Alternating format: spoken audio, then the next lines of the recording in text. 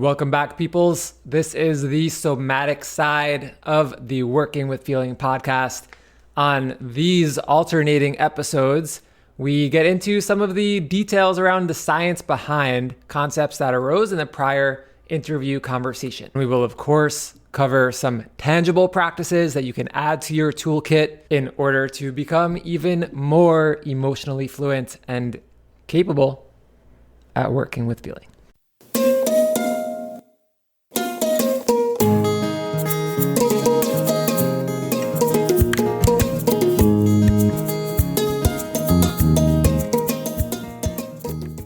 In our last conversation with Rachel Hamlin, one of the things we touched on was how challenging it can be to switch off and why that is. I think it's worth getting into this in a bit more detail because this to me is at the core of much of why work that has us connect with what's happening in the body, why that is so challenging for so many. So in this episode, we'll explore together why that is, that it's so challenging for us to just be able to wind down at the end of the day.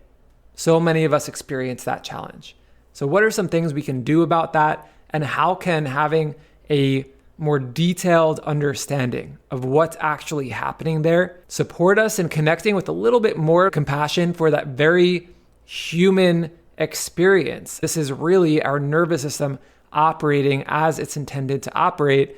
And that classic idea of adapting to a society that is actually not conducive, in a world that's not conducive to being truly human. Let's explore what we can do about this. Feeling like you just can't wind down. All of us have been there. We want to relax. We want to start getting ready for bed maybe, or in general, we just want to get our mind off of the loop, off of the thought carousel, as I like to refer to it, but it feels like we're stuck on. The medicine here is going to be what we refer to in somatic work and in neuroscience as downregulation. There's so much talk about regulate your emotions, regulate your nervous system. I prefer to think about this as learning how to work with what the nervous system knows to do automatically. Working with the autonomic nervous system to reconnect with what it actually means to function as a grounded human being in a world of constant change and uncertainty and a to-do list that never ends. Let's start by exploring why this is so tough in the first place to wind down. One of the reasons lies in the way our nervous system just has evolved. So as a reminder, there is no we're on or we're off. We're active and engaging in work, or we're totally relaxed. There's a whole spectrum. And the reality is that most of us spend much of our waking hours with the gas pedal being pushed. We're utilizing our body's functionality to be alert, driven, ready for action. And after pushing that gas pedal day after day after day, it's as though we lose the ability to navigate fluidly from gas to brake, going to slowing down and winding down. Because we are, as human beings, part of nature. In nature, cycles are everything. And when we prevent ourselves from living in a way that is aligned with that cyclical nature of being, we're going to end up feeling stuck and being literally stuck in one state or another. When we're used to gearing ourselves up for work, social commitments, we end up in a near constant state of activation. Evolutionarily, this kept us safe and able to respond to immediate threats. But today the threats are more persistent. There's a constant stream of what is perceived by the body and nervous as threats. And they're more psychological, mental in nature than physical. So we end up getting stuck in the loop. Let's look at a framing for this. How hyper aroused we are, or hypo-aroused. Our level of arousal can be described on the continuum from hypo-arousal to hyper-arousal. You have likely heard me refer to what I believe is one of the most valuable frameworks in this type of work. It's called the window of tolerance.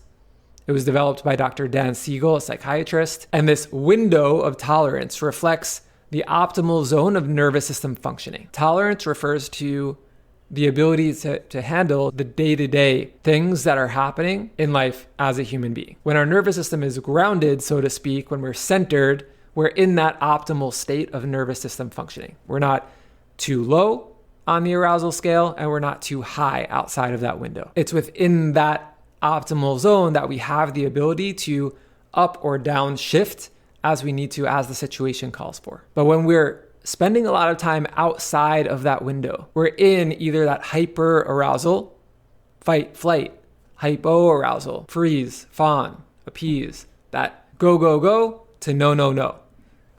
Spending too much time stuck in either of these states takes away from our ability to move fluidly as we need to. We can tell ourselves all we want that we need to relax, but if we've developed a pattern of being stuck in hyper arousal, we're not going to be able to very fluidly come back into our window. Doesn't matter how great the guided meditation is, as I'm sure you have experienced, it doesn't matter how great the medication is. That feeling of go, go, go can persist in the body. The bottom line is if the body is braced to handle a stressful, threatening situation, it's going to be hard to relax. Somatic practices are about developing that fluency with the charge and what's happening in terms of the arousal within the body so that we can move back into our window of tolerance. Since all of us are going to be familiar with that being in a place of hyper arousal, being stuck there, and it being challenging to downshift, let's talk about a few practices that we can play with and experiment with. First and foremost, you know where we're going to go if you've done any form of work with me before, which is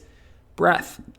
The breath is the singular way that we have to be able to influence the autonomic nervous system. So the first thing we want to do is check in with the breath, feel the breath before we even need to manipulate it or change it in any way. This will begin to support us in dropping our awareness back into the body and off the thought carousel. Things you can ask yourself as I'm breathing: where can I feel the breath filling up the body? Where do I feel it on the inhalation as the breath comes in?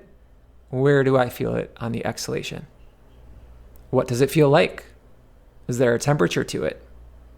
Becoming more curious about the level of detail that you can perceive around the breath and your experience of breathing. The key here is to practice this throughout the day and not to wait until we're stuck in that hyperarousal. Coming back to the breath continuously communicates to the body a sense of safety. Next, movement. So many of us have been led astray by conversations around mindfulness that encourage us to sit very still, to maintain a certain posture. And most of us have some energy that needs to be dispersed before our nervous system feels safe enough to do so. This is incredibly important. We can't force our way into that optimal zone within our window of tolerance. We have to work with, where am I starting from? What's the current state within my body, within my environment? And how do I support myself in moving in the direction that I intend to based upon what I'm doing in this moment? So if in this example, what I'm seeking to do is wind down, maybe I've had a long day, I've been processing a lot of information, maybe I was scrolling on social media longer than I intended to, or reading news, maybe I was in a conversation or meeting that was rough, let's just say. I'm going to have built up charge in the body. We all know what this feels like, even if we haven't actually called it this. When we're kids and we feel that buildup of charge, we might have a tantrum. We might throw something. We might punch someone. We might cry. We get all kinds of creative in attempt to release some of this charge. But there are tools we can use now as adults to support that little kid within ourselves that's feeling all the things and processing what's there so that we can come back to center. We can ground. In my coaching work with leaders, we refer to the two pathways we want to consider as clearing and caring. Based on what's going on within me right now, do I need to spark some movement to get things going? That's clearing. Or is what I need to kind of slow down and bring that more maternal quality to the feeling so that it can soften and move? Do I need a bit of fire and wind to get things moving? That's clearing. Do I need a bit of water, maybe even some solidity. So the body feels ready to allow the movement that needs to happen. That's caring. What can these things look like? Intuitively, you can probably come up with some examples. Clearing can look like tapping on the body, shaking, tremoring, screaming, crying. Clearing can even be a gentle stretching with some self-massage to get things moving. It might even be a walk that's done intentionally with presence as to what's moving within you as you move along on your walk. Caring can look like sitting and breathing with your hands on the body wherever the most sensation is palpable, breathing into the sensation or around it. It can be using your awareness to soften excess holding, excess tension within the musculature. It might look like visualizing the little kid inside that's feeling a lot of things and asking them what they need. You might find that some practices can be used for either pathway you explore, like journaling. It can be used in a more energetic way, and it can be used in a softer, more gentle way. Check the show notes for a link to a visual reminder of the 2 pathways available to you to support you in making these practices your own.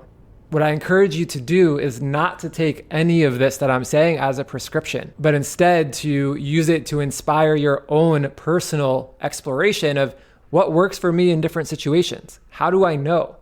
How does my inner state shift? How is this experience of hyper arousal different from that experience in this other setting? Why is it that I might need a little bit longer clearing on one day when on another day I barely need any at all? A little shake, a little stretch, and I'm already feeling ready to wind down. Take ownership of this exploration as you make the tools your own.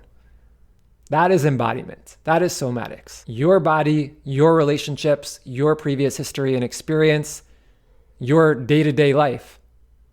Everything influences what you might need in a given moment. Somatics is relational. It's about integrating these practices into our lives and connecting more deeply to the interrelationships between our inner state and our outer experience, connecting with the cycles, learning how to be continuously more aware of where am I coming from and what does it mean to me and what is required of me to return to center and take action from there. I hope this was helpful for you. Please share your feedback with me, find me on LinkedIn or send me an email at oren@workingwithfeeling.com. And if you found this helpful, please leave a review, share this with a friend. Let's bring more people into the conversation around working with feeling at the root of all the growth, all the evolution we're going for. It starts with feeling.